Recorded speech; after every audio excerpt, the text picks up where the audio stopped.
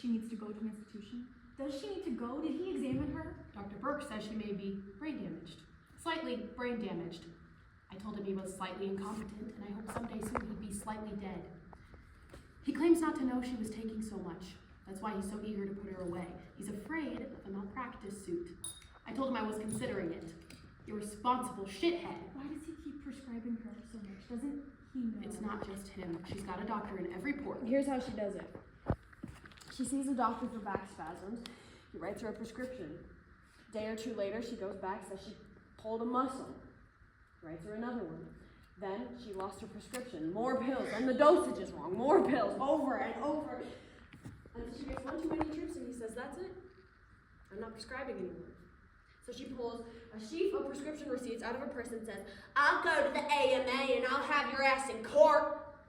She genuinely threatens these men and they give in to her. You knew this was going on again? Different tactic today.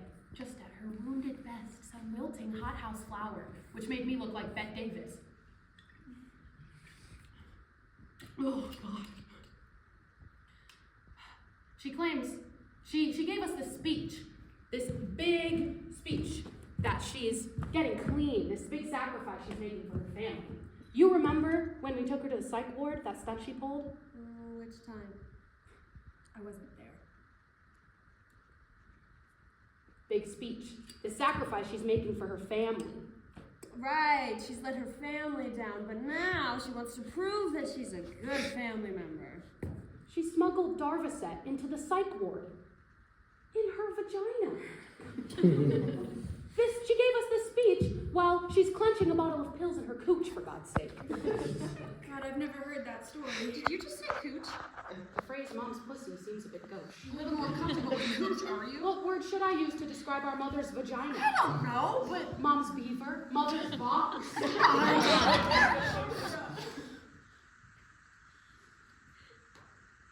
sorry about you and Bill. Me too, Barb. If I had it my way, you never would have known. Do you think it's a temporary thing, or... Who knows? Been married a long time. That's one thing about Mom and Dad. You've got to tip your cap to anyone who can stay married that long. Karen. He killed himself. Yeah. But still. Is there something going on between you and little Charles? I don't know that I'm comfortable talking about Because that. you know he is our first cousin. Give me a break. You know, you shouldn't consider children. I'm almost 45, Karen. I put those thoughts behind me a long time ago. Anyway, I had a hysterectomy year before last. Why? Cervical cancer. I didn't know that. Neither did I. I didn't tell anyone except Charles. That's where it started between him and me. Why not? Why wouldn't you tell anyone? And hear those comments from Mom for the rest of my life? She doesn't need any more excuses to treat me like I'm some damaged thing. You might have told us. You weren't going to tell us about you and Bill. That's different. Why? Because it's you and not me? No, because divorce is some embarrassing public admission of defeat. Cancer's fucking cancer. You can't help that. We're your sisters. We might have given you some comfort. I just don't feel that connection very keenly. Well, I feel very connected to both of you. We never see you. You're never around. You haven't been around But I still feel that connection. You think if you tether yourself to this place in mind only, you don't have to actually appear? You know me that well. No! And that's my point. I can't perpetuate these myths of family or sisterhood anymore. We are all just people. Some of us accidentally connected by genetics, a random selection of cells. Nothing more. When did you get so cynical? That's funny coming from you. Bitter, sure, but random selection of Maybe cells. my cynicism flowered with the realization that the obligation for caring for our parents was mine alone. Don't give me that. I participated in every goddamn... Until you had enough and got out! You and Karen. I had my own family to think about. That's a cheap excuse.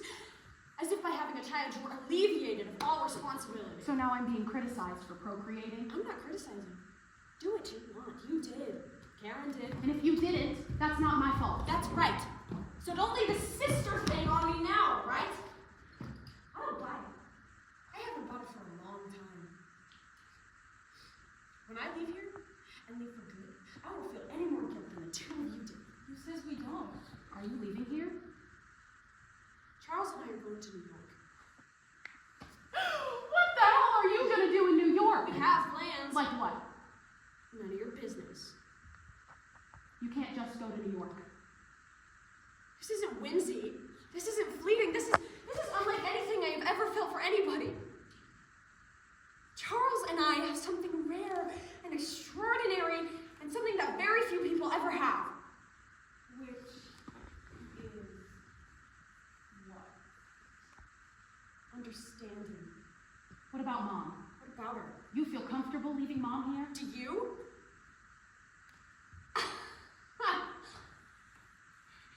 You think she was bad while Dad was alive? Just think what it's gonna be like now. You can't imagine the cumulative effect.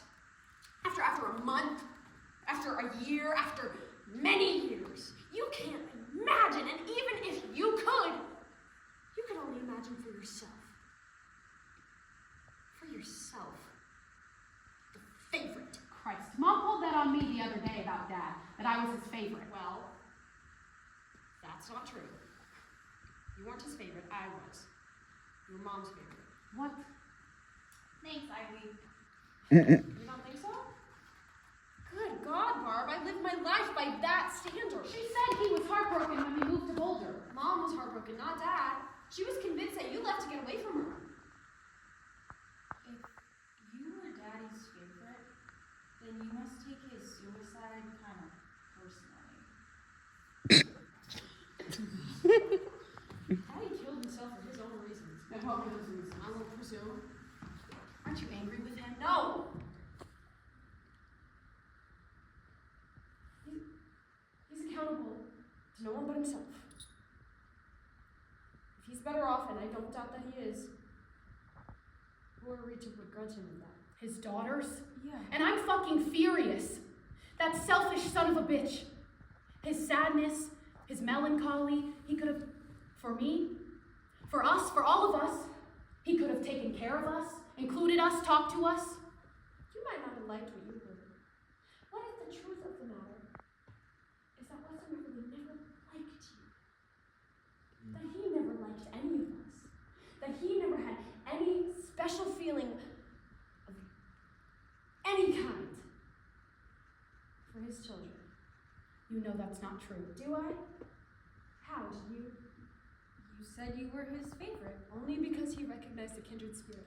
Sorry, but your little theory, your accidental genetics, that doesn't fly. Not with me. I believe he had a responsibility to something greater than himself. We all do. Good luck with that. I just can't believe your worldview is that dark. You live in Florida. When are you and little Charles leaving? Weeks, if not days. And his name is Charles. Are you telling Mom? Trying to figure that out. And what about your job? Your house? I have been taking care of myself a lot longer than you've been in charge. Karen, you're going back to Miami, right? Yes. You want to know what we're going to do about Mom? Karen and I are leaving. You want to care for her? That's your decision. You don't like it? That's your prerogative. But nobody gets to point the finger at me. No one. Hello? Am I interrupting something? No. You got a bath? Mm-hmm. Want something to eat or drink? No. Want some coffee? No, honey, I'm fine. You girls all together in this house just gives me a warm feeling. Just hearing your voices through the door. These walls must have had a lot of secrets. I get embarrassed just thinking about it. Nothing to be embarrassed about. Secret crushes, secret schemes, province of teenage girls. I can't imagine anything more delicate or bittersweet. Some part of you girls I just always identified with. No matter how old you get, a woman's hard-pressed to throw that part off of herself. That smells good. Doesn't it? It's apple. Do you want some? Sure.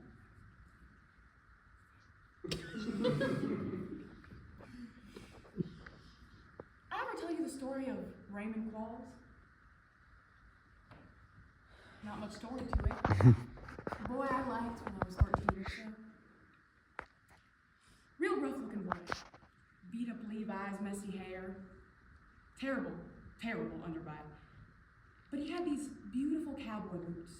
Shiny chocolate leather. He was so proud of these boots. You could tell the way he'd strut around, all arms and elbows, just puffed up and cocksure.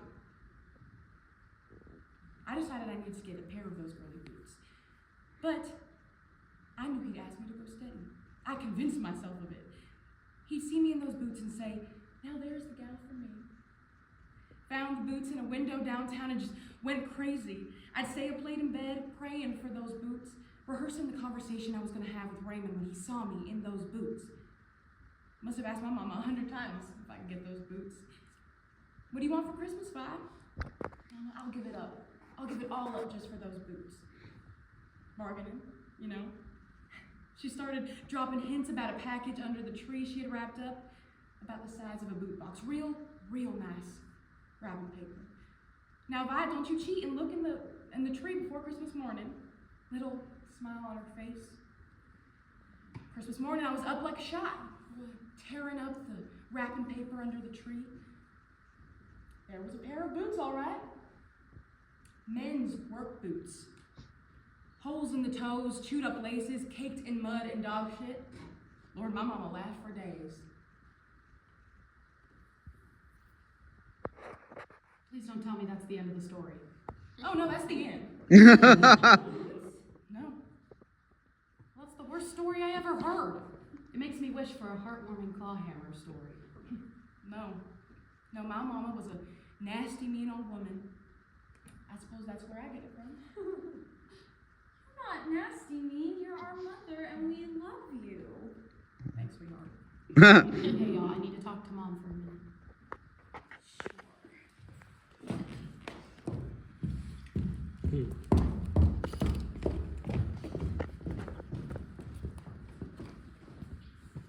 How's your head? I'm fine, honey. You don't need to worry about that. I'm sorry. Please, No, honey. I need to say this. I lost my temper and I went too far. Barbara. The day the funeral pills, I was spoiling for a fight and you gave it to me. So, Truce, Truce. what do you want to do? How do you mean? Don't you think you should consider a rehab center? Or... No. No, I can't go through that. No, I can do this. I'm pretty sure I can. Really? Yes, well, look, you got rid of my pills, right? All we could find. I don't have that many hiding places. Mom, now come on. Do you want to search me? No. If my pills are gone, I'll be fine. Just take me a few days to get off my feet. I can't imagine what all this must be like for you right now. I want you to know you're not alone in this. How can I help? I don't need help. I want to help. I don't need your help. Mom. I don't need your help. I've gotten myself through some...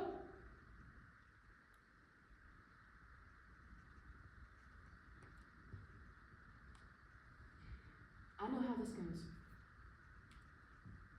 Once all the talking's through, people just go back to their own nonsense. I know that. You don't need to worry about me. I'll manage. I get by.